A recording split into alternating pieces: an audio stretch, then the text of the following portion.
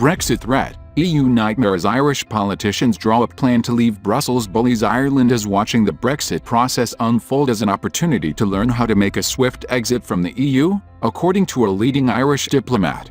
Ray Bassett, a former Irish ambassador and Good Friday Agreement delegate, has said it is now time for Ireland to leave the Brussels-led bloc. Dr. Bassett said that the EU bullies had the hallmarks of an empire as he urged Ireland to shift its trade towards the US, Canada and the UK instead of the EU. Speaking with the Irish Freedom Party, Dr. Bassett said, "I don't think Ireland would want to go through the same process as the UK if they were to leave the EU, and I don't think the EU would want to either. We have to express our long-term aspirations. I would never see a role for the European Court of Justice in any country that left the EU. It is imperial, not impartial. The EU has all the hallmarks of an empire, which bullies its local neighbors.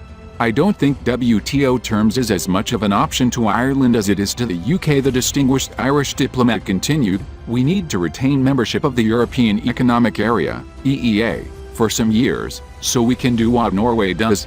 Norway opts in and opts out of policies and contributes an awful lot less to the EU budget. The populations of Ireland and Norway are also very similar, so Norway feels like a good model for us to follow. In my plan, we would move to the European Economic Area for a period of time, and stay in the customs union and single market. That would give us time to sculpt more independent trade policy. I believe we will end up much more with Canada, the United States, and Britain, the Anglophone area. It is where our people go, it is where our investment goes normally."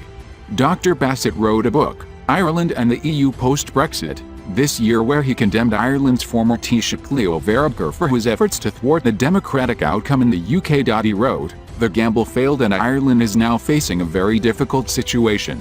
Opposing a fair deal for the UK was never in Ireland's interests. It was a huge blunder."